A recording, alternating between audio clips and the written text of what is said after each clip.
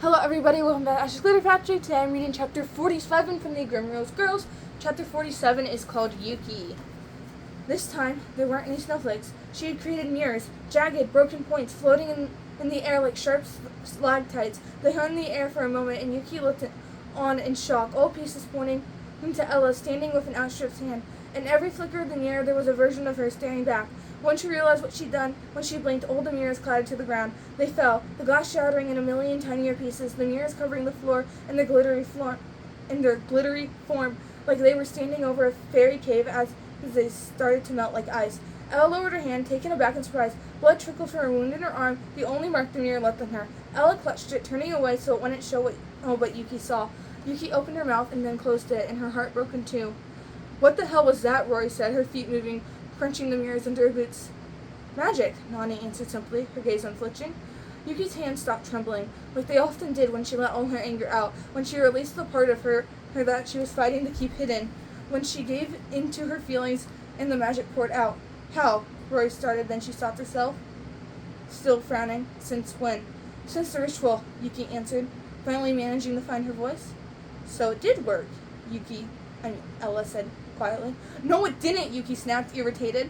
The glass on the floor flickered under her shoes, and she wanted to dissolve all the broken pieces, all the small and ugly parts of her that were reflected in the tiniest fragment. "It didn't tell us anything about whatever you think the curse is. We have to find whoever is causing all of this," Ella said. "There have been too many deaths. Someone is using the book for their own purposes, and they've been threatening us all along. Someone is just hurrying up the inevitable," Nani said, tapping her fingers rhythmically, thinking. "And if they know about the book, they know about the curse. That's what they're after." "That's why Irene had the note," Rory said, turning to them, "because the person promised to tell the truth. Ari went without the book, so the person killed her, but still couldn't get their hands on it, and then—" "Ari wasn't murdered," Yuki interrupted. "Ari killed herself." The three girls turned to her, waiting, expectant. "We had a fight," Yuki said, her throat dry, her essence spent. "The day she came back, and if she wanted everyone to pity her so much, she should go ahead and kill herself." The silence echoed within Yuki's own empty heart. "You don't know that," Ella said. "I know how much you want to believe in this," Yuki said. "In the curse and Ari's stuff, but maybe she did it because of me." "I don't believe that," Nani said simply. "We only have to find one way to break the cycle. Find out who's been killing the girls. Get them to tell the truth. Maybe they know how to stop this." "No," Yuki said.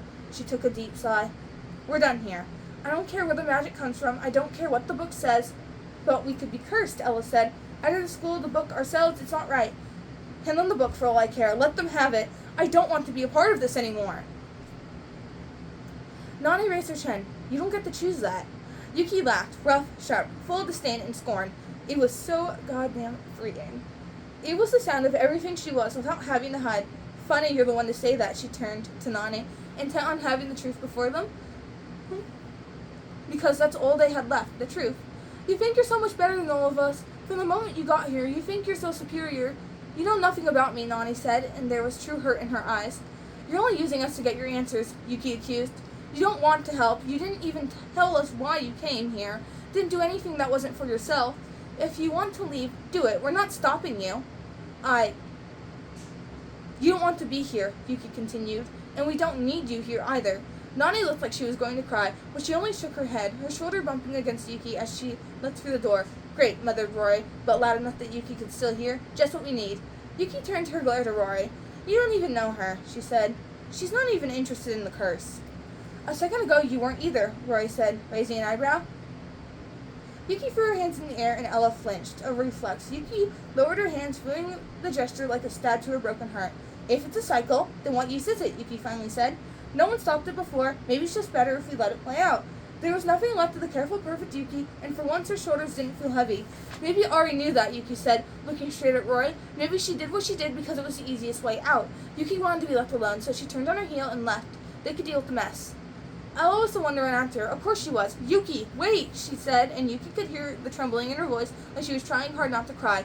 Yuki wasn't sure she could hold on to enough of herself to even have any kind of conversation. She felt her broken edges slipping, turning sharp, a girl made of shards of ice and broken mirrors, ready for anything the world threw at her, ready to hurt it back. She was tired of pretending. She was tired of doing what everyone expected of her. Every single person in her life had put expectations on her, and Yuki wanted to please them, all and do what well, and do what they wanted, but none of them saw Yuki as a real girl who could want things for herself, be upset and tired and angry, and all the anger had turned inward, isolating her from the others because she couldn't be like them. She had so many things, but she was still so lonely. What? Yuki demanded. It wasn't your fault, Ella said, irate, dying. I don't need your help. What use is it? You can't even help yourself. You can't even walk out of that house. It was all spilling out of her, all her anger, all her impatience, all of her meanest thoughts, and she wanted to let them come, let it be like a flood.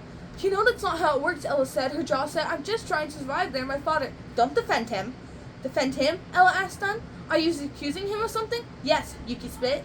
Your father knew what he was doing when he married Sharon, and he didn't care that his daughter was going to suffer for it, he asked. You have to be brave, he asked. He asked you to be brave, he asked. He asked you to be kind, but he didn't care what happened to you, and now look at you. Yuki let it all out, all at once, all the words she'd been thinking all this time. Ella thought her father was a saint, but he watched his daughter's pain and he did nothing, and Yuki was never going to forgive him for it. And she wanted Ella to know. She wanted Ella to see. She wanted Ella to know the truth, and the same as she did, even if she was hurt by it. It was the cruelest thing Yuki had ever done. Ella held back her tears with all the dignity she could muster. It's his fault too, Yuki said quietly. He chose his own happiness over you. He's as much his fault as Sharon is. Ella shook her head. That's not true, she whispered. It is, Yuki said easily. Or else you wouldn't be crying about it. Stop waiting for people to come save you, Ella. They aren't going to do it. Yuki didn't let Ella say anything else, and she turned her back on her best friend, walking away. Okay, everyone, that is the end of chapter 47. I hope you enjoyed the video. Bye!